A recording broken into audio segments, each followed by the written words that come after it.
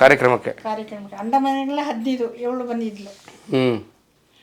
ತಂಜಾವೂರವರು ಎಲ್ಲಿಗೆ ಹೋಗಬೇಕಾದ್ರೂ 15 ಜನರನ್ನ ಕರೀತಾ ಇದ್ದು. ಹಾಂ ಹಾಂ, ಯಾವಾಗಲೂ ತಂಜಾವೂರು ದಕ್ಷಿಣ ಕಲಾ. ತಮಿಳ್ನಾಡು. ಹೌದು, ಗೊತ್ತು. ಅವರು ತುಂಬ ಅಂದರೆ ತುಂಬ ನಮಗೆ ಹೆಲ್ಪ್ ಮಾಡಿದ್ದು. ಭಾಳ ಕಷ್ಟಪಟ್ಟಿದ್ದೀರಿ ಜೀವನದಲ್ಲಿ ಕಷ್ಟ ಅಂದರೆ ಕೆಟ್ಟದು ಒಳ್ಳೆಯದು ಎಲ್ಲ ಇರ್ತಿತ್ತು. ಹೌದಾ? ನಾನು ಯಾವ ಇದನ್ನು ಕೇರ್ ಮಾಡ್ತಿದ್ದಿಲ್ಲ. ಹೌದಾ? ನಾನು ಹೊರಗೆ ಹೋಗಬೇಕಾದ್ರೆ ಮಕ್ಕಳಿಗೂ ಅವ್ರ ತಂದೆ ತಾಯಿಗೂ ಪ್ರಿನ್ಸಿಪಾಲಿಗೆ ಮಾತ್ರ ಗೊತ್ತಿರೋದು. ನಾನು ಬೇರೆ ಪೇಪರಿಗೆ ಕೊಡೋದಾಗಲಿ ಅಥವಾ ಬೇರೆಯವ್ರ ಜೊತೆ ಹೇಳೋದಾಗಲಿ ನಾನು ಮಾಡ್ತಿದ್ದಿಲ್ಲ. ಪ್ರಿನ್ಸಿಪಾಲ್ ಅಂದರೆ ನಾವು ಹೋಗಿ ಬರಬೇಕಾದ್ರೆ ಸುಮಾರು ದಿವಸ ಅಂದರೆ 10-15 ದಿವಸ ಎಲ್ಲ ಆಗ್ತಿತ್ತು. ಅಂಡಮಾನಿಗೆ 18 ದಿವಸ ಅಲ್ಲ. ಆವಾಗ ಅವರಿಗೆ ಅಟೆಂಡೆನ್ಸ್ ಬೇಕಿತ್ತು. ಅಲ್ಲಿ ಒಂದು ಫಾರ್ಮ್ ಇದೆ, ಅಪ್ಲಿಕೇಶನ್ ಫಾರ್ಮ್. ಅದನ್ನು ಅವರು ಫಿಲಪ್ ಮಾಡಿ ಯಾವಾಗ ಹೊರಡೋದು, ಯಾವಾಗ ಬಂದು ರೀಚ್ ಆಗೋದು ಅಷ್ಟರವರೆಗೆ ಅವ್ರಿಗೆ ಅಟೆಂಡೆನ್ಸ್ ಕೊಡ್ತಿದ್ದೆ ಪ್ರಿನ್ಸಿಪಾಲಿಗೆ ಹೇಳಿ. ಅಂಥ ಕೆಲಸನೂ ಮಾಡಿದ್ದೀನಿ. ಈಗ ಹೊಸ ಹೊಸ ಪ್ರತಿಭೆಗಳಿಗೆ ಒಂದು ಮಾರ್ಗದರ್ಶನ ಆಗಲಿ ಅಂತ ಈ ಪ್ರಶ್ನೆ ಕೇಳ್ತೀನಿ. ನಿಮ್ಗೆ ಇಷ್ಟ ಇಲ್ಲ ಅಂದರೆ ಉತ್ತರ ಕೊಡೋದು ಬೇಡ. ಏನೇನು ಕಷ್ಟಪಟ್ಟಿದ್ದೀರಾ ಜೀವನದಲ್ಲಿ ಕಲೆಗೋಸ್ಕರ? ಏನು ಹೇಳೋದು ನನಗೆ ಗೊತ್ತಾಗ್ತಾ ಇಲ್ಲ. ಏನಿಲ್ಲ, ಮಕ್ಕಳು ನನಗೆ ಒಬ್ಲೇಜ್ ಮಾಡಿದ್ದು ಅದೇ ಒಂದು ದೊಡ್ಡ ನನಗೆ ಹೆಲ್ಪ್. ನಾನು ಹೇಳಿದಂಗೆ ಕೇಳ್ತಿದ್ರು, ಬೇರೆ ಎಲ್ಲಿಗೂ ಹೋಗಲಿಕ್ಕೆ ಬಿಡ್ತಿದ್ದಿಲ್ಲ. ಮತ್ತು ಟ್ರೈನಲ್ಲಿ ಅಷ್ಟೇ, ನಮ್ಮ ಬೋಗಿಯಾಗಿ ಬಿಟ್ಟರೆ ಬೇರೆ ಎಲ್ಲಿಗೂ ನಾನು ಅವ್ರ ಮಕ್ಕಳನ್ನ ಕಳಿಸ್ತಿದ್ದಿಲ್ಲ. ಆ ಕಡೆ ಹೋಗಲಿಕ್ಕೆ ಬಿಡ್ತಿದ್ದಿಲ್ಲ. ಅವರು ಸಹ ಅಷ್ಟೇ ಖುಷಿಯಲ್ಲಿ ಅವರವರ ಏನಾದರೂ ಮಾಡಿಕೊಂಡು ಒಳಗೆ ಇರ್ತಿದ್ರು. ಎಲ್ಲೆಲ್ಲಿ ಹೋಗಿದ್ದೀರಿ ಭಾರತದಲ್ಲಿ? ತುಂಬ ಒಂದು 10-15 ರಾಜ್ಯಗಳನ್ನ ನೋಡಿದ್ದೀನಿ.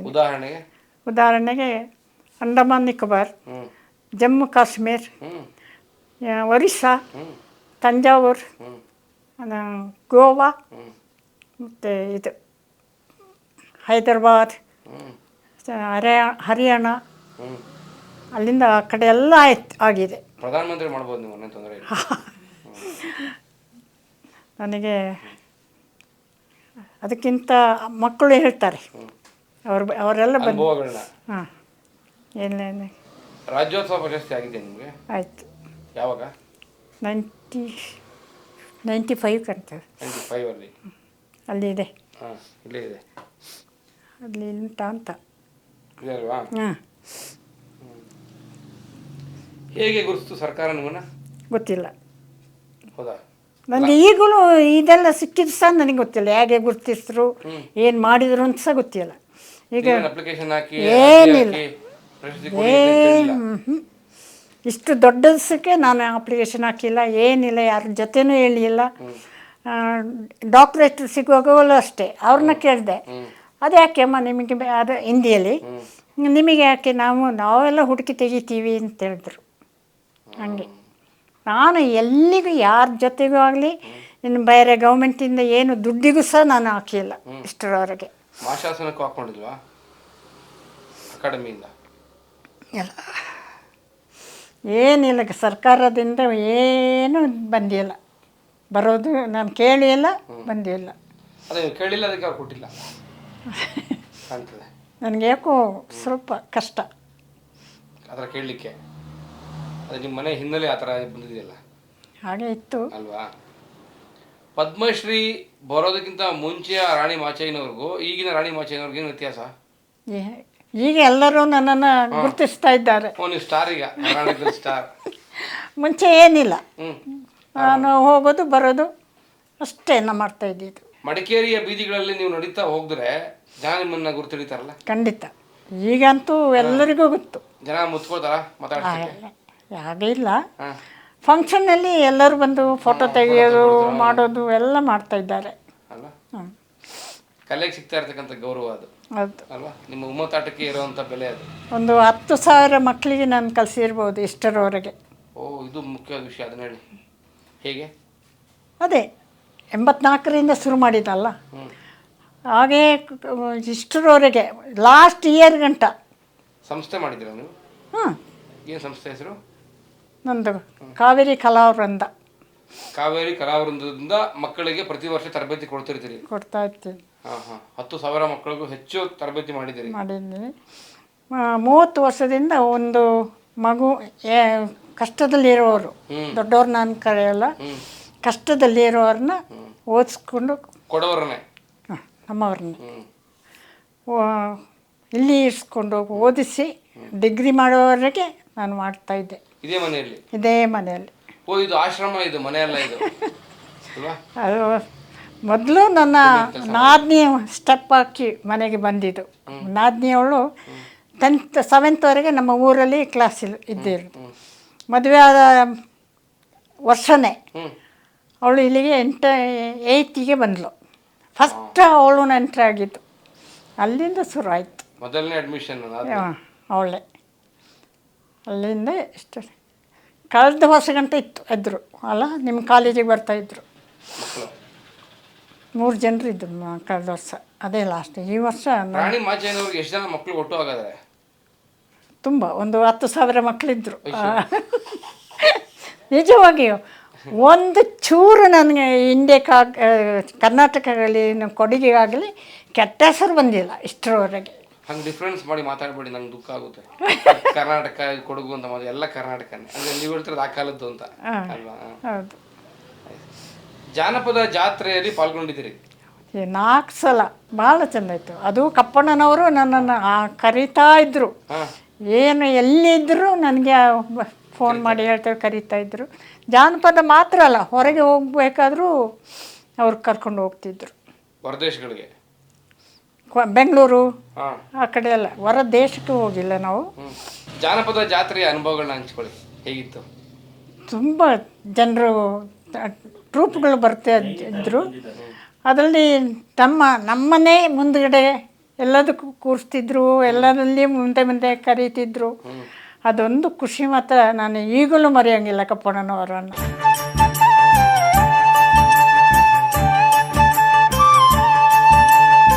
ಚೆಂದಾಗಿ ಅವ್ರ ಮನೆಗೆ ಕರ್ಕೊಂಡು ಹೋಗಿ ಒಂದು ಸಲ ಅಲ್ಲೇ ಊಟ ಮಾಡಿ ಮಕ್ಕಳನ್ನ ಮತ್ತೆ ನಾವು ಹಿಂದೆಗೆ ಬರ್ತಿದ್ದೆವು. ಲೇಟ್ ಆದರೆ ಅಲ್ಲೇ ಉಳಿಸ್ಕೊಳ್ತಿದ್ರು. ಅಂದರೆ ನಿಮ್ಮ ಕುಮ್ಮತ್ತಾಟದ ಕಲೆಗೆ ಸಿಕ್ಕಂಥ ಅತ್ಯಂತ ದೊಡ್ಡ ವೇದಿಕೆ ಜಾನಪದ ಜಾತ್ರೆ. ಹೌದು, ಅದೇ 4 ಸಲ ಗುರುತಿಸಿದ್ದು ಅಲ್ಲೇನೆ ಜಾನಪದ ಜಾತ್ರೆ ಕಾರ್ಯಕ್ರಮದಲ್ಲಿ. ನಾನು ನಿಮ್ಮನ್ನು ಗುರುತಿಸಿದ್ದಲ್ಲೇ. ಹೌದು, ಅದು ನ್ಯಾಷನಲ್ ಗೇಮ್ಸಲ್ಲಿ ಎಲ್ಲೆಲ್ಲಿ ಸುತ್ತಾಡಿದ್ದೀರಿ ಅಂತ ಹೇಳಿ ಕಪ್ಪಣ್ಣವರ ತಂಡದಲ್ಲಿ? ಕರ್ನಾಟಕದ ಮುಕ್ಕಾಲ ಅವರ ಜೊತೆ ಹೋಗಿದ್ದು ನಾವು. ಹೋಗಿದ್ದು. ಅದೇ ತುಂಬ ಜನಕ್ಕೆ ಊರೆಲ್ಲ ತೋರಿಸ್ಬಿಟ್ಟಿದ್ದಾರೆ ಅವರು. ಹೌದು ಅಲ್ವಾ? ಖಂಡಿತ ಅವರಿಂದಲೇ ಮುಂದೆ ಬರೋಕ್ಕೆ ಕಾರಣ ನಾನು ಇನ್ನೂ ಜಾಸ್ತಿ. ಕಪ್ಪಣ್ಣವ್ರ ಬಗ್ಗೆ ನಿಮ್ಮ ಅಭಿಪ್ರಾಯ ಹಂಚ್ಕೊಳ್ಳಿ. ಒಳ್ಳೆಯವರು, ಜನರ ಜೊತೆ ಮಿಂಗಾಗೋದು ಭಾಳ ಖುಷಿಯಿಂದ ಮಾತಾಡಿಸ್ತಾರೆ. ಏನು ಕೇಳಿದರೂ ನಮಗೆ ಹೇಳ್ಕೊಡ್ತಾರೆ, ಹೀಗೆ ಮಾಡಿ ಹಾಗೆ ಮಾಡಿ. ನಮಗೆ ಏನಾದರೂ ಹೋಗುವಾಗ ಏನಾದರೂ ಬೇಕಾದರೆ ನೀವು ಚೆನ್ನಾಗಿ ಹೋಗಿ ಬನ್ನಿ ಅಂತೆಲ್ಲ ಹೇಳೋದು. ನಾನು ಮಾತಾಡ್ಕೊಂಡಿರ್ತೀವಿ ಯಾವಾಗಲೂ. ಖುಷಿ ನನಗೆ ಅವ್ರನ್ನ ಕಾಣಬೇಕು ಅಂತ ಹೇಳಿದ್ರೆ ವಿಡಿಯೋದಿಂದ ನಾವು ಮಾತಾಡ್ತೀವಿ. ವಿಡಿಯೋ ಕಾಲ್ ಮಾಡಿ ಮಾತಾಡ್ತೀವಿ. ಅವ್ರ ಮನೆಗೆ ಹೀಗಾಗಿ ಹೋಗಿದ್ದೆವು. ಅದೊಂದು ಪ್ರೋಗ್ರಾಮ್ ಇತ್ತು ಬೆಂಗಳೂರು, ಡೆಲ್ಲಿಯಲ್ಲಪ್ಪ. ಅದು ಏನೋ ಕ್ಯಾನ್ಸಲ್ ಆಗೋಯ್ತು. ನಾವೆಲ್ಲ ಹೋಗಿ ಅಲ್ಲಿ ಊಟ ಮಾಡಿ ಎಲ್ಲಾಗಿತ್ತು.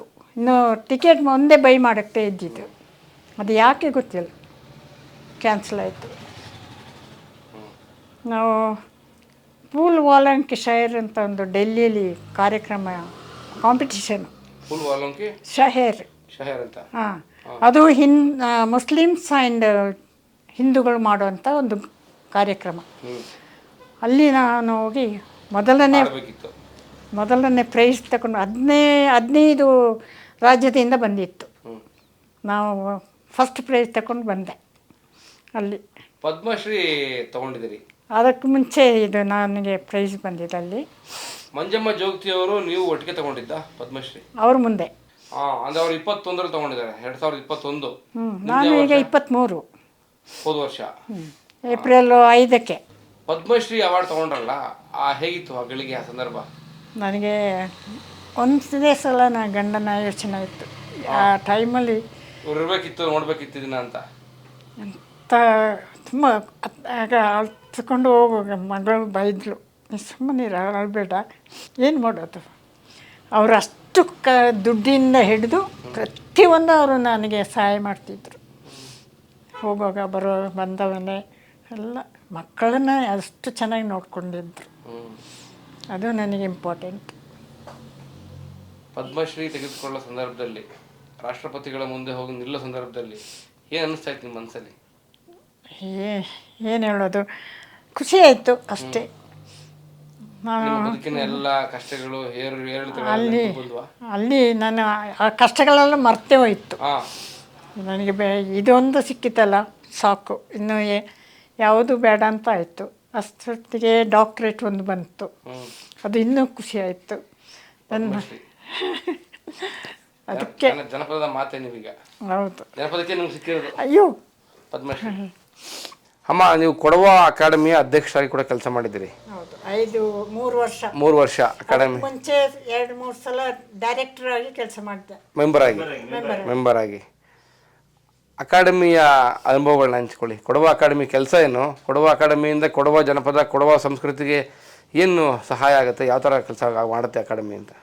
ನಾವು ತುಂಬ ಶಾಲೆಗಳಿಗೆ ನಮ್ಮ ಈ ಡ್ಯಾನ್ಸನ್ನು ಕಲಿಸೋಕ್ಕೆ ಮೊದಲು ನಾನು ಮಾಡಿದೆ ಅದೇ. ಅಲ್ಲಿಂದ ಪುಸ್ತಕ, ಸಾಹಿತಿಗಳನ್ನು ಕರೆಸಿ ಅವರಿಗೂ ಸಹ ನಾನು ಹೇಳಿ ಏನೆಲ್ಲ ಮಾಡಬೇಕು ಅಂತ ನಾವು ಮಾಡ್ತಾಯಿದ್ದೆವು. ನಾವು ಎಕ್ಸ್ಪೀರಿಯೆನ್ಸ್ ಅವ್ರನ್ನ ಕರೆಸ್ತಿದ್ದೆವು ಈ ಸಾಹಿತ್ಯ ಬಗ್ಗೆ. ಅವ್ರನ್ನ ಮಕ್ಕಳಿಗೆ ಕರೆಸಿ ಅವರಿಗೆ ಎಲ್ಲ ಪ್ರೋಗ್ರಾಮನ್ನು ಹೇಗೆ ಸಾಹಿತಿಯನ್ನು ಬರಿಬೇಕು ಅದನ್ನೆಲ್ಲ ಹೇಳಿಕೊಟ್ಟು ನಾನು ಮಾಡ್ತಾಯಿದ್ದೆ. ಮತ್ತು ಕವಿಗೋಷ್ಠಿಗಳನ್ನ ಮಾಡೋದು, ಅದನ್ನೆಲ್ಲ ಮಾಡ್ತಿದ್ದೆ. ಕೊಡವ ಭಾಷೆಗೆ ಸಂಬಂಧಪಟ್ಟ, ಕೊಡವ ಭಾಷೆಗೆ ಸಂಬಂಧವಾಗಿ ಹಾಗೆಲ್ಲ ನಾನು ತುಂಬ ಮಾಡಿದ್ದು ಡ್ಯಾನ್ಸೆ. ಎಲ್ಲ ಶಾಲೆಗಳಿಗೆ ಅಂತೂ ಆಲ್ಮೋಸ್ಟ್ ಕೊಡಗಿನ ಎಲ್ಲ ಜಾಗಕ್ಕೆ ಹೋಗಿ, ಕೊಡವರು ಜಾಸ್ತಿ ಎಲ್ಲಿದ್ದಾರೆ ಅಲ್ಲಿಗೆ ಮಾತ್ರ, ಸೋಮವಾರಪೇಟೆ ಅಲ್ಲಿ ಎಲ್ಲ ಇಲ್ಲ. ಸೌತ್ ಕೂರ್ಗ ತುಂಬ ಇದೆ. ಅವರ ವಿರಾಜಪೇಟೆ, ಮಡಿಕೇರಿ, ಗೋಣಿಕೊಪ್ಪ, ಹೊನ್ನಂಪೇಟೆ ಅಲ್ಲೆಲ್ಲ ಆ ಕಡೆನೇ ನಾವು ಜಾಸ್ತಿ ಮಾಡಿದ್ದು. ನಮ್ಮ ಪೀರಿಯಡಲ್ಲಿ ಯಾವ ಒಂದು ತೊಂದರೆ ಆಗಿಲ್ಲ. ಕಾವೇರಮ್ಮ ದೇವಿ ತಾಯಿ ಕಾಪಾಡೆಂಗಳ, ಕಾವೇರಮ್ಮ ದೇವಿ ತಾಯಿ ಕಾಪಾಡೆಂಗಳ, ದೇವಿ ತಾಯಿ ಕಾಪಾಡೆಂಗಳ, ಬಾಬಟ್ಟೆ ಕಾಟಿ ತಂದು ಸಾಕು ದೇವಿ ನೀ, ಬಾವ ಬಟ್ಟೆ ಕಾಟಿ ತಂದೆ, ಬಾವ ಬಟ್ಟೆ ಕಾಟಿ ತಂದೆ ಚಾಕು ದೇವಿ ನೀ. ಅಷ್ಟೆ. ಆವಾಗ ನಾನೇ ಹಾಡ್ತಿದ್ದೆ ಸಣ್ಣದ್ರಲ್ಲಿ, ಈಗ ಮಕ್ಕಳೇ ಹಾಡ್ತಿದ್ದೆ. ಇಲ್ಲದ್ರೆ ರೆಕಾರ್ಡ್ ಉಂಟು. ವಯಸ್ಸೆಷ್ಟು ಅಮ್ಮ ನಿಮಗೆ? 81. ಸರ್ಕಾರ ನಿಮ್ಮನ್ನು ಸರಿಯಾಗಿ ನಡೆಸ್ಕೊಂಡಿದೆ ಅಂತ ತೃಪ್ತಿ ಇದೆಯಾ? ಆಯಿತು, ನನಗೆ ಇಷ್ಟು ಈ ವಯಸ್ಸಲ್ಲಿ ನನಗೆ ಪದ್ಮಶ್ರೀ ಬರುವಾಗ ಎಷ್ಟು ಖುಷಿ ಆಗುತ್ತೆ. ಇನ್ನೇನು ಆಕಾಂಕ್ಷೆಗಳಿಲ್ಲ ಬದುಕಿಗೆ? ಇನ್ನೂ ಒಂದೇ ಮೇಲಕ್ಕೆ ಹೋಗೋದು. ಅಯ್ಯೋ ಇಲ್ಲಪ್ಪ, ಸಾಕು ಮೊಮ್ಮಕ್ಕಳನ್ನು ಅದೇ ಅಂಥವ್ರನ್ನ ಹೆರ್ಕಿದ್ದಾರೆ. ಅದನ್ನು ನಾನು ಯೋಚನೆ ಮಾಡೋದು ಖುಷಿ ಆಗೋದು. ಆಗ ನಾನು ಇಲ್ಲಿ ಕೇಳಿದೆ, ಹೇಗೆ ಒಬ್ಬರು ನನಗೆ ಗೊತ್ತಿಲ್ಲ ಹೇಗೆ ಬಂತು ಏನು ಅಂತ. ಡೆಲ್ಲಿಯಿಂದ ಒಬ್ಬರನ್ನ ಅವರು ಇಲ್ಲಿಗೆ ಕಳಿಸಿದ್ದಾರೆ. 1 ತಿಂಗಳಿಗೆ ಮುಂಚೆನೇ ಕಳಿಸಿದ್ದಾರೆ. ಅದು DC SP ಹತ್ರ ಮಾತ್ರ ಹೋಗಿದೆ ಅವ್ರಿಗೆ ಚೆಕ್ ಮಾಡೋಕ್ಕೆ. ಮತ್ತು ಅಕಾಡೆಮಿ ಕನ್ನಡ ಆ್ಯಂಡ್ ಕಲ್ಚರ್ ನನಗೆ ಕೊಡುವಾಗ ಒಬ್ಬರು ಕೇಳ್ತಾಯಿದ್ರು, DC, ನಾನು ಇಲ್ಲಿ ಕೂತಿದ್ದೀನಿ, DC ಹತ್ರ ಕೇಳ್ತಾಯಿದ್ರು, ಇಲ್ಲ ಇದು 1 ತಿಂಗಳ ಮುಂಚೆನೇ ಬಂದಿದೆ, ಇವರ ಬಗ್ಗೆ ಏನಾದರೂ ಕೇಸ್ ಉಂಟಾ ಏನು ಅಂತ ಬಂದಿದ್ದರು. ನಮಗೆ ಅವ್ರ ಬಗ್ಗೆ ಏನು ಮುಂಚೆ ಗೊತ್ತಿತ್ತಿಲ್ಲ, ಈಗ ಏನಿಲ್ಲ ಅಂಥೇಳಿ ಕಳಿಸಿದ್ದಾರೆ. ನನಗೆ ಗೊತ್ತಿಲ್ಲ. ಹೇಗೆ ಗೊತ್ತಾಯ್ತು ಪದ್ಮಶ್ರೀ ಬಂದಿದೆ ನನಗೆ ನಿಮಗೆ? ನಾನು ಸುಮ್ಮನೆ ಮನೆಯಲ್ಲೇ ಇದ್ದೆ. ಹಾಂ ನನ್ನ ಕೊಲಿಗೆ ಒಬ್ಬರು, ನಾನು ಅವರು ಫೋನ್ ಮಾಡ್ತಾರೆ, ಹ್ಞೂ ನಿಮಗೆ ಪದ್ಮಶ್ರೀ ಬಂದಿದೆ ಅಮ್ಮ ಆಂಟಿ, ನಿಮಗೆ ಗೊತ್ತಾಯ್ತಾ ಅಂತ. ಇಲ್ಲ ಅಂತ ಹೇಳಿದೆ. ನಾನು ಅವನಿಗೆ ಬೈಯೋದು, ಏಪ್ರಿಲಪ್ಪ ನೀನು ಏಪ್ರಿಲ್ ಫುಲ್ ಮಾಡ್ತೀವಿ ಈಗಲೇ ಅಂತ ಹೇಳ್ಕೊಂಡು. ಇಲ್ಲ ಬಂದಿದೆ, ನೀವು ನೋಡಿ ಈಗ ಬರ್ತದೆ ಅಂತೇಳುವ ಬಂತು. ಎಲ್ಲ ಇದರಿಂದ ಪೇಪರ್ ಅವರು ಇವರು ಎಲ್ಲ ಫೋನ್ ಮಾಡೋಕ್ಕೆ ಮನೆಗೆ ಬಂದಿದ್ದಾರೆ ಫಸ್ಟ್ ಫೋನ್ ಮಾಡಿದ್ದು, ಫೋನು. ವಿಶ್ ಮಾಡಿದ್ದು. ಆವಾಗ ಗೊತ್ತಾಯಿತು ಹೀಗೆ ಬಂದಿದೆ ಅಂತ. ಈಗ ಯುವ ಕಲಾವಿದರುಗಳಿಗೆ ಏನಾದರೂ ಕಿವಿ ಮಾತು ಹೇಳ್ತೀರಾ? ಇವರಿಗೆ ಈಗ ಹೇಳ್ತಾ ಇರೋದು, ಹಾಂ ಮುಂದೆ ನೀವು ದೊಡ್ಡವರಾದಮೇಲೆ ನಿಮ್ಮ ಮಕ್ಕಳಿಗೆ ಅಥವಾ ನಿಮ್ಮ ಈಗ ಶಾಲೆಗೆ ಬಂದ ಅವ್ರು ಬರ್ತಾಯಿದ್ದೆ, ಆದರೆ ದೊಡ್ಡವರಾದಮೇಲೆ ಶಾಲೆ ಬಿಟ್ಟ ಮೇಲೆ ಅವರು ಮದುವೆ ಆಗ್ತಾರೆ ಅಥವಾ ಕೆಲಸಕ್ಕೆ ಸೇರ್ತಾರೆ. ಆದ್ದರಿಂದ ಅವರಿಗೆ ಮಾಡುವಂಥ ಅವಕಾಶ ಇಲ್ಲ. ನಾನು ಹೋದಲ್ಲೆಲ್ಲ ಹೇಳೋದು, ಹೆಂಗಸರು ಇರ್ತಾರೆ, ಒಂದು ಟೀಮ್ ಕಟ್ಟಿ ಹಾಂ ನಮ್ಮ ಕಲೆನ ನೀವು ಎಲ್ಲೂ ಹಾಳು ಮಾಡೋಕ್ಕೆ ಬಿಡಬೇಡಿ, ಮುಂದಕ್ಕೆ ತೊಗೊಂಡೋಗಿ ಅಂತ. ಯಾರು ಬರ್ತಾಯಿಲ್ಲ. ಅದೊಂದಂದರೆ ಇಲ್ಲ ಫೈನಾನ್ಸ್. ನೀವೇನು ಮಾಡಿದ್ದೀರಿ ಗೊತ್ತಾ? ಈಗ ಇನ್ನೂ 500 ವರ್ಷಗಳ ಮುಂದಕ್ಕೆ ನಿಮ್ಮ ಆಟವನ್ನು ಅಂದರೆ ನಿಮ್ಮ ನೃತ್ಯವನ್ನು ಉಳಿಸಿದ್ದೀರ. ನೀವು ಮಾಡೋ ಸಾಧನೆ ಆಗಿದೆ. ಹೌದು, 100 ಜನ ನಿಮ್ಮನ್ನು ಸ್ಫೂರ್ತಿಯಾಗಿ ತೊಗೊಂಡು ಮುಂದೆ ಹೋಗ್ತಾರೆ. ಈಗ ಮಾಡ್ತಾ ಇದ್ದಾರೆ, ಆದರೆ ಹೊರಗೆ ಬರಲ್ಲ. ಉಂಟು, ತುಂಬ ಟೀಮ್ ಇದೆ. ಅದಕ್ಕೆ ಏನು ಮಾಡಬೇಕು ಅಂತಲೇ ಈ ಪ್ರಶ್ನೆ. ಏನು ಮಾಡಬೇಕು ಅಂತ ನೇರವಾಗಿ ಹೇಳಿ, ಕೇಳಿಸ್ಕೊಳ್ತಾರೆ ಹುಡುಗರು. ಈಗ ನಾನು ಎಲ್ಲ ಹೋದಲ್ಲಿಯೂ ಹೇಳ್ತೀನಿ, ಮಾಡಿದಲ್ಲಿಯೂ ಹೇಳ್ತೀನಿ ಅವರಿಗೆ, ನೀವು ಒಬ್ಬರು ಬನ್ನಿ ನನ್ನ ಜೊತೆ ಒಂದು ಪ್ರೋಗ್ರಾಮ್ ಕೊಡುವಾಗ ನೀವು ನನ್ನ ಜೊತೆ ಬನ್ನಿ, ನಾನು ತೋರಿಸ್ಕೊಡ್ತೀನಿ ಹೇಗೆಲ್ಲ ಹೋಗೋದು, ಹೇಗೆ ಅಲ್ಲಿ ನೀವು ಉಳಿಸ್ಕೊಳ್ಳೋದು ಎಲ್ಲ. ನಾನು ಬರ್ತಾನೆ ಇದೆ, ಹುಡುಗರು ಬರೋಂಗಿಲ್ವಲ್ಲ ನಿಮ್ಮ ಮಾಟಕ್ಕೆ. ಅದಕ್ಕೆ ಕರೆದರೂ ಹುಡುಗಿಯರದು ಕಷ್ಟ ಅಲ್ವಾ? ಒಂದು ಹೆಂಗಸಿದ್ರೇ ಒಂದು ಗತಿ ಇರುತ್ತೆ, ಯಾರೂ ಬರ್ತಾಯಿಲ್ಲ. ಅದೇ ಒಂದು ಪ್ರಾಬ್ಲಮ್. ಒಂದು ಫೈನಾನ್ಸ್, ಅದೇ ಎಲ್ರಿಗೂ ಅದೇ ಪ್ರಾಬ್ಲಮ್. ಅದು ಒಂದು. ನೀವು ಈ ಕಾರ್ಯಕ್ರಮದ ಮುಖಾಂತರ ನಿಮ್ಮ ಮಾತನ್ನ ಕಳಿಸ್ಕೊಳ್ಳೋರು ಯಾರಾದರೂ ನಿಮ್ಮನ್ನು ಸಂಪರ್ಕ ಮಾಡ್ಬೋದು, ನಾನು ಬರ್ತೀನಿ ನಿಮ್ಮ ತಂಡಕ್ಕೆ ಅಂತ, ಕಲೆಯಲ್ಲಿ ಆಸಕ್ತಿ ಇರೋಂಥವ್ರು? ಯಾರೂ ಬರ್ತಾಯಿಲ್ಲ. ಅಲ್ಲ, ಕೊಡೋರೆ ಅಂತಲ್ಲ, ಬೇರೆ ಯಾರಾದರೂ, ಬೇರೆ ಭಾಗದವರು, ಹೆಣ್ಮಕ್ಳು ಈ ಕಾಲೇಜಿಂದ ಬಿಟ್ಟು ನಾನು ಬೇರೆಯವರಿಗೆ ನಾನು ಇಲ್ಲಿ ಎಲ್ಲರೂ ಬರ್ತಾರೆ. ನನಗೆ ಜಾತಿ ಭೇದ ಇಲ್ಲ, ಎಲ್ಲರೂ ಬರ್ತಾರೆ. ಅವರೆಲ್ಲ ಬೇರೆಯವರು. ಇವರು ಅಷ್ಟೇ ಬೇರೆಯವರು. ಇವ್ರದ್ದು ಜೊತೆ ಅಂಡಮನಿಗೆ 4 ಮಕ್ಕಳು ಬಂದಿದ್ದರು, ಒಂದೆರಡಲ್ಲ. ನನಗೆ ಜಾತಿ ಭೇದ ಇಲ್ಲ. ಎಲ್ಲ ಈ ಬೀದಿಯಲ್ಲಿ ಸಹ ನನಗೆ ಹೇಳ್ತಾರೆ, ನೀವೆಲ್ಲರ ಜೊತೆ ಒಟ್ಟಿಗೆ ಇರ್ತೀರಲ್ಲ ಅಂತ. ನನಗೆ ಯಾಕೆ ಬೇಕು? ರಕ್ತ ಒಂದೇ, ಗಾಳಿ ಒಂದೇ, ಯಾಕೆ ಬೇಕು? ಏನು ಕಷ್ಟ ಆದರೂ ಈ ಬೀದಿಯವರು ನನಗೆ ಸಹಾಯ ಮಾಡ್ತಾರೆ. ಏನು ಬೀದಿ ಇದು? ಹಿಲ್ ರೋಡ್ ಅಂತ, ಬರೀ ಮುಸ್ಲಿಮ್ಸೇ ಇರೋದು ಇಡೀ ಬೀದಿ. ನಮ್ಮವರಿದ್ದರು ಎಲ್ಲ ಮಾರಿ ಹೋಗಿ ಮುಸ್ಲಿಮ್ಸ್ ಇದ್ದಾರೆ. ಎಲ್ಲರೂ ಸಹಾಯ ಮಾಡ್ತಾರೆ, ಏನು ಬೇಕಾದರೂ. ನಾನು ಬೇರೆ ಅದು ಇವರು ಅವರು ಅಂತ ನಾನು ಭೇದ ಭಾವ ಮಾಡಲ್ಲ. ಕಂಡವ್ರ ಜೊತೆ ಎಲ್ಲ ಮಾತಾಡ್ತೀನಿ, ಎಲ್ಲರಿಗೂ ಗೊತ್ತು. ನನ್ನ ಕೌನ್ಸಿಲರಾಗಿ 5 ವರ್ಷ ನಾವು ಮಾಡಿದ್ದೀನಿ. ಮಡಿಕೇರಿ ನಗರಸಭೆ ಕೌನ್ಸಿಲರ್ ಆಗಿದ್ದರು 5 ವರ್ಷ. ಸುಮಾರು ಸಂಘ ಸಂಸ್ಥೆಯಲ್ಲಿ ತುಂಬ ಇದ್ದೇನೆ. ಈಗ ನಾನು ಸ್ಕೌಟ್ ಆ್ಯಂಡ್ ಗೈಡ್ಸಲ್ಲಿ ಕಮಿಷನರ್. ನೀವಾ? ಮೊದಲು ಹೇಳಕ್ಕಿಲ್ಲ, ಒಂದು ಅರ್ಧ ಅಡಿ ದೂರ ಕೂತ್ಕೊಳ್ತಾ ಇದ್ದೇನೆ ನಾನು ಕಮಿಷನರ್ ಅಂತ. ಕಮಿಷನರ್ ಇದ್ದೇನೆ. ಓಲ್ಡ್ ಏಜಿನ 7 ವರ್ಷದಿಂದ ಮಾಡ್ತಾ ಇದ್ದೀನಿ, ಈಗಲೂ ಇದೆ. ಅದನ್ನು ನೋಡ್ಕೊಂಡು ನಿವೃತ್ತಿ ಪಡ್ಕೊಳ್ಳಲ್ವಾ ನೀವು? ಪ್ರಾಣ ಹೋಗೋಗಂಟ ಇರ್ತೀನಿ, ಅಷ್ಟರವರೆಗೆ ನಾನು ಮಾಡ್ತೀನಿ. ಏನು ಕಷ್ಟ ಬಂದರೂ ಮಾಡೋದೆ. ನನಗೆ ನೀವು ಸ್ಫೂರ್ತಿ. ಈಗ ಅಯ್ಯೋ ನಾವೇ ಟೈಮ್ ವೇಸ್ಟ್ ಮಾಡ್ತಾ ಇದ್ದೀವಲ್ಲಪ್ಪ ಅಂತ. ಅಮ್ಮ, ಜನಪದ ಸಿರಿಗೆ ತಮ್ಮ ಅಮೂಲ್ಯವಾದ ಸಮಯವನ್ನು ಕೊಟ್ರಿ, ಮನೆ ಕರೆದು ಹೊಟ್ಟೆ ಊಟ ಹಾಕಿದಿರಿ. ಓಕೆ, ನನ್ನ ಆಯುಷ್ಯಲ್ಲಿ 20 ವರ್ಷ ಭಗವಂತ ನಿಮ್ಗೆ ಕೊಡಲಿ. ನಮ್ಮೊಟ್ಟಿಗೆ ನೀವು ಇನ್ನೂ ಒಂದಷ್ಟು ಕಾಲ ಇರಿ, ನಗ್ನಗ್ತಾ ಇರಿ ಅಂತ ದೇವರಲ್ಲಿ ಪ್ರಾರ್ಥನೆ ಮಾಡ್ತೀನಿ ಅಮ್ಮ. ನಮಸ್ಕಾರ. ನೀವು ಅಲ್ಲೆಲ್ಲಾದರೂ ಏನಾದರೂ ಇದ್ದರೆ ಕರೆಸಿ, ನಾವು ರೆಡ್ಡಿ ಬರ್ತೀವಿ. ಖಂಡಿತ ಕರೆಸ್ತೀನಿ. ಓಕೆ. ನಮ್ಮ ಕಾರ್ಯಕ್ರಮಕ್ಕೆ ನೀವು ನೀವೆಲ್ಲ ಬಂದು ನನ್ನ ಫೋನ್ ಕಾಲ್ ಮಾಡಿ ಸಾಕು, ಇಡೀ ತಂಡನೇ ಬರ್ತೀವಿ ಕೊಡ್ತೀವಿ. ಓಕೆ. ಬನ್ನಿ, ಇನ್ನೊಂದು ಸಲ ಬನ್ನಿ, ಊಟ ಮಾಡಿ ಹೋಗ್ಬೇಕು ಅವಾಗ. ಹಾಂ ಹಾಂ ಹಾಂ ಇದೇ ಅಲ್ಲ, ಇನ್ನೂ ಥರ ಇದೆ ನಮ್ಮಲ್ಲಿ. ಹೌದಾ? ಹಾಂ. ಅಯ್ಯೋ ಅಯ್ಯೋ ದೇವರು ದೀರ್ಘಾಯುಷ್ಯ 100 ವರ್ಷ ಬಾಳಪ್ಪ. ಇನ್ನು ಈ ಪ್ರಾಜೆಕ್ಟ್ ಒಳ್ಳೆಯದಾಗಿ ಬರಲಿ. Thank you. ಚಲುವಯ್ಯ ಚಲುವ